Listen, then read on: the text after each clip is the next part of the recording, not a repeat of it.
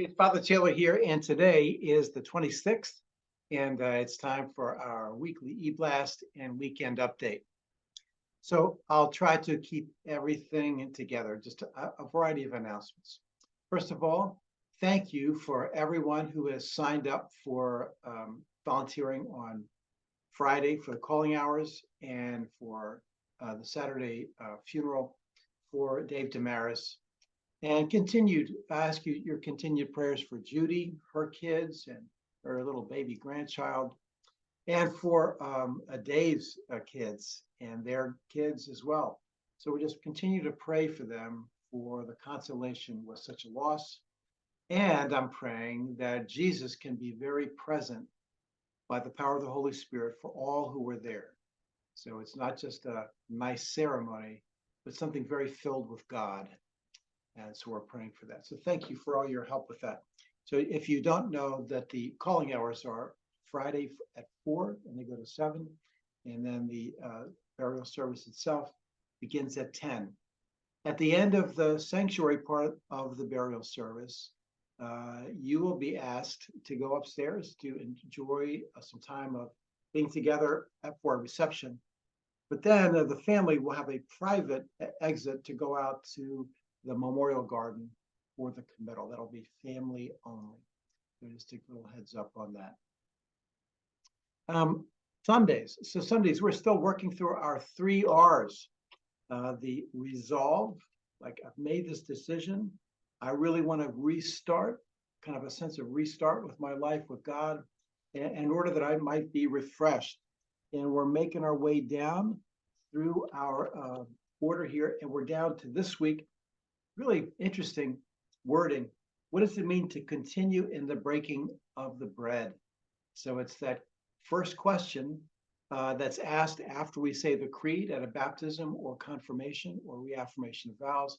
Will you continue in the apostles' teaching and fellowship? The breaking of bread and the prayers. What does it mean, the breaking of bread? So that's what we're going to talk about on Sunday and in the video for the teaching series. I'm also, God willing, going to put together a short video, which is about how do you read a gospel? And we're going to be looking at the Gospel of Mark. A gospel, there is the gospel, that's the sermon on Sunday. And what is a gospel? And as a piece of literature, you'd say, well, it's certainly not like the Psalms, it's not a poem. And it's not really like history, because history is written differently. So it's not like a news account of this is what happened on the 5th day. It's a specific kind of way a message is communicated, kind of a first century thing. So when you read it, how do you get the most out of it? What should I be looking for? What am I supposed to see? So I'm going to do my best to give you that in just a couple of minutes as a way of reading through it. Maybe I'll even have an example of how to read through some portion of Mark there. So that's coming up. That, of course, leads to our other day on Sunday, December 10th, when Bishop Laura is present, and where at least 1 or 2 people are being confirmed, several people are being received in the Episcopal Church, and a number of people have signed up for the reaffirmation of baptismal vows. And as you know, the reason we do this is to have the bishop there is the representative of the entire church and our church congregation together, as we will come together and ask God's blessing for be filled with the Holy Spirit. Sometimes, you can walk through those events and you say like, well, it was a nice service, but I'm not sure I felt anything. But I tell you, when you ask for these things from the Lord, you always receive. And so we're working on how do I be aware of what's happening? Well, that's what's going to happen. That's what December 10th is all about. If you have not signed up for the reaffirmation of vows, or you'd like to be received, or maybe even do confirmation, then just go ahead and call me. My office has tremendous availability, and it's located right here on this phone. That's the easiest way to get a hold. Don't call Carol. Don't show up at the church and hope that I'm there, because I usually work out of here.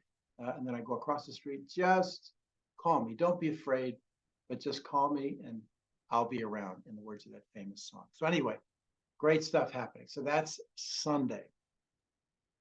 Coming up on November 4th, Kathy Oakes has arranged a very organized half workday. So, you might, if you've been around for a while, remember we used to have all day work days. She's got it down pretty much highly organized that with the right number of people, we can get everything knocked out pretty quickly and save the church a lot of money and keep things, beautified and working well. So that's November 4th. I also want to call your attention that on November 10th, it's a Friday night, and that will be on Friday night, November 10th, a time where we get to gather in our church to say thank you to Shaw and Julie Mudge. Now, before I talk about what they've done for the church in general, man, they have been a huge help to me. Pray for me. They've given me phone calls, encouragement, advice. And whenever I've been able to be here on a Sunday or I'm going to be away, to be able to have a person who has the same understanding of orthodoxy that Trinity Church has since Father Frank Howard until today, that is a rarity. It's hard to find. For every opening, there's one priest available for every 4 church openings in New England right now. Think about that. And so there's no such thing as, 2 priests at a church locally. There's no such thing as like interim priests, people whose job is solely to come in and to fill in. No, there's a shortage of priests. And so for people here at Trinity, to get the right person to come in who's part of the family kind of a thing, well, how can you put that into words, how important that is? So we're going to give thanks to them on November 10th. And I cracked up because the written notification down below says it goes from 7 to 9. Like there's a cutoff, like at 9 o'clock, like, boy, you better stop it because these guys will go all night.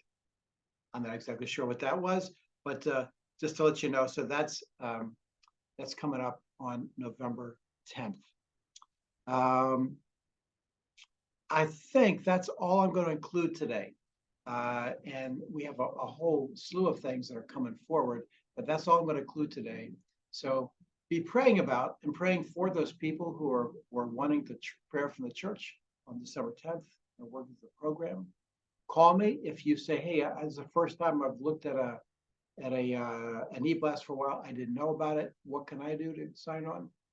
Call me. Be praying about the families, particularly for the Judy and the rest of the family, and also the Woodson family. That'll be in the eBlast next week, who have all suffered loss. But be praying for that and be praying for God's intervention in this violent world.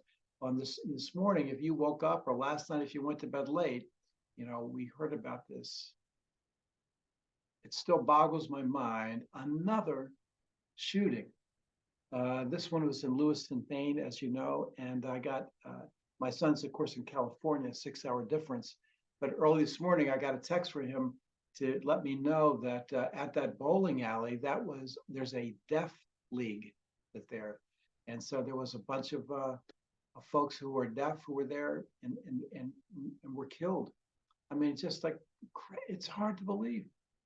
So be praying about that and be praying about this conflict with Israel and in Gaza for all Palestinians and Israelis and the world. As it spreads out, we want to keep peace in the Middle East and pray for our government because we seem to have a very difficult time agreeing on, even within one party, on agreeing on much in order to help govern and help our own country. So a lot of things to pray about.